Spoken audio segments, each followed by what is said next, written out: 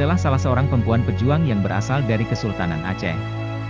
Ayahnya bernama Laksamana Mahmud Shah, kakeknya dari garis ayahnya adalah Laksamana Muhammad Said Shah, putra dari Sultan Salahuddin Shah yang memerintah sekitar tahun 1530-1539 Miladiah. Adapun Sultan Salahuddin Shah adalah putra dari Sultan Ibrahim Ali Mugayyad Shah, tahun 1513 sampai tahun 1530 Miladiah, yang merupakan pendiri Kerajaan Aceh Darussalam.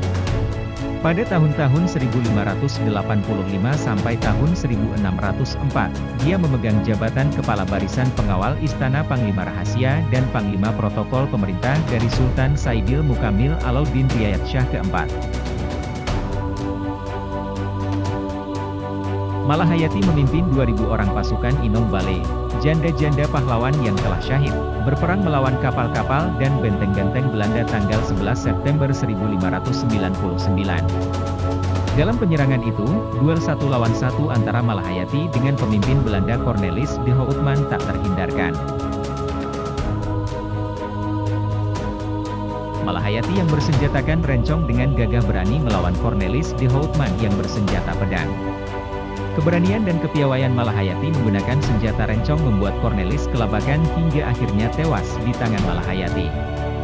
Dia pun mendapat gelar Laksamana untuk keberaniannya ini, sehingga ia kemudian lebih dikenal dengan nama Laksamana Malahayati. Laksamana Malahayati dikenal juga dengan nama Keu Malahayati. Ia dilahirkan di Aceh Besar pada tahun 1550. Pada masa kanak-kanak dan remaja ia mendapat pendidikan istana. Malahayati masih berkerabat dengan Sultan Aceh. Ayah dan kakeknya berbakti di Kesultanan Aceh sebagai Panglima Angkatan Laut. Dari situlah semangat kelautan Malahayati muncul. Ia kemudian mengikuti jejak ayah dan kakeknya dengan menempuh pendidikan militer jurusan Angkatan Laut di Akademi Baitul Maqdis. Perjuangan Malahayati melawan penjajah dimulai setelah terjadinya pertempuran di Teluk Haru. Armada Laut Kesultanan Aceh melawan armada Portugis. Pada pertempuran itu, Laksamana Zainal Abidin, suami Malahayati, gugur. Setelah ditinggal wafat oleh suaminya, Malahayati mengusulkan kepada Sultan Aceh untuk membentuk pasukan yang terdiri dari janda prajurit Aceh yang gugur dalam peperangan. Permintaan itu dikabulkan. Ia diangkat sebagai pemimpin pasukan Inong Balai dengan pangkat Laksamana. Malahayati adalah perempuan Aceh pertama yang menyandang pangkat ini. Laksamana Malahayati tidak hanya cakap di medan perang. Ia juga melakukan perundingan damai mewakili Sultan Aceh dengan pihak Belanda. Perundingan itu adalah upaya Belanda untuk melepaskan Frederik de Houtman yang ditangkap oleh Laksamana Malahayati. Perdamaian itu terwujud. Frederik de Houtman yang juga saudara Cornelis de Houtman yang tewas dalam duel dengan Malahayati dilepaskan, namun Belanda harus membayar ganti rugi kepada Kesultanan Aceh. Laksamana Malahayati juga menjadi orang yang menerima John Lancaster, duta utusan Ratu Elizabeth ke-1 dari Inggris. Laksamana Malahayati meninggal dunia pada tahun 1615. Makamnya terletak di Desa Lamreh, Kecamatan Kueng Raya, Kabupaten Aceh Besar. Laksamana Malahayati mendapatkan gelar sebagai pahlawan nasional pada tanggal 9 November 2017 bersama dengan 3 orang lainnya. Kehebatan Malahayati di lautan membuat namanya dikenal di negara-negara lain. Selain Belanda, Portugis, dan Inggris yang ketakutan dibuatnya, nama Malahayati juga terdengar sampai ke negeri Tiongkok. Sejumlah sejarawan menjajarkan namanya dengan Katrina Agung dari Rusia.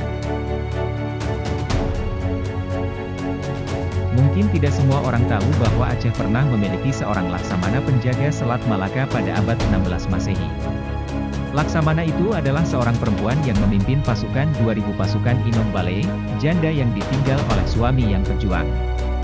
Dan beliau membangun benteng Inong Balai di dekat Selat Malaka untuk mendukung suplai makanan dan pengisian amunisi senjata perang.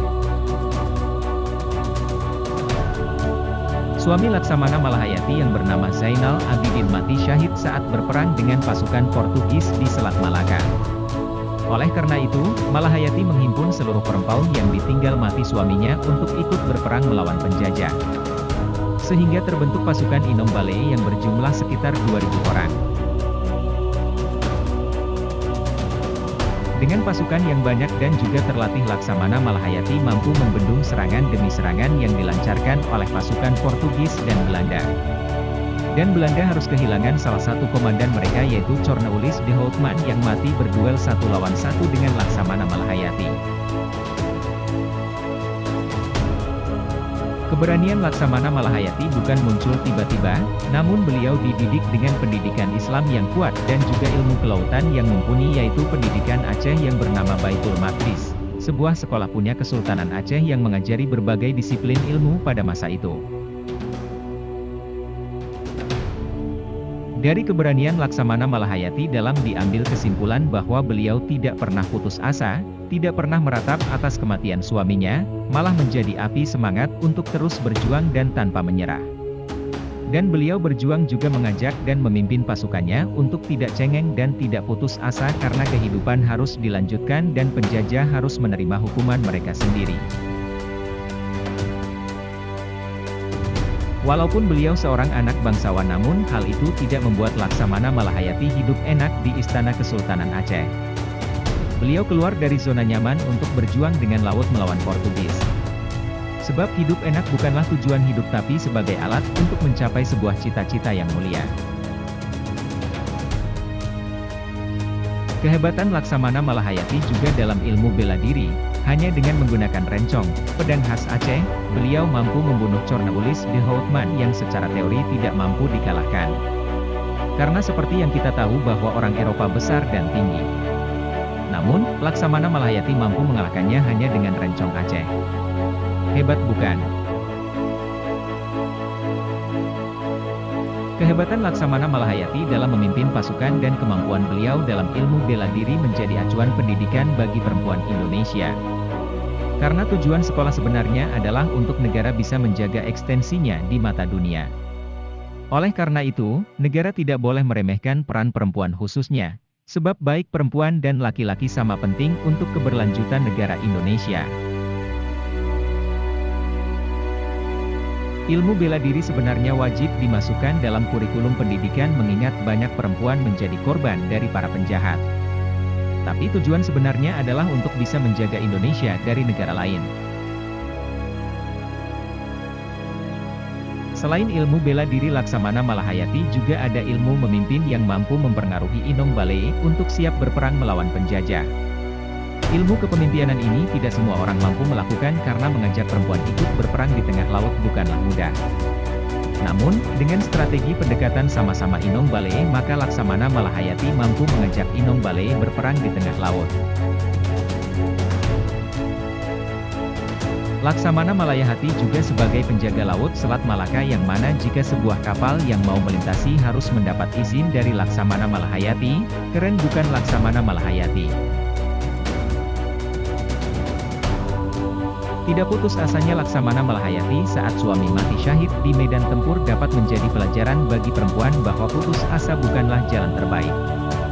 Namun, bangkit dan berjuang merupakan jalan satu-satunya untuk membalas semua yang telah terjadi. Dalam keadaan lemah, Laksamana Malahayati menyatakan perang terhadap Portugis. Sebab menyerah dan meratapi nasib bukanlah solusi.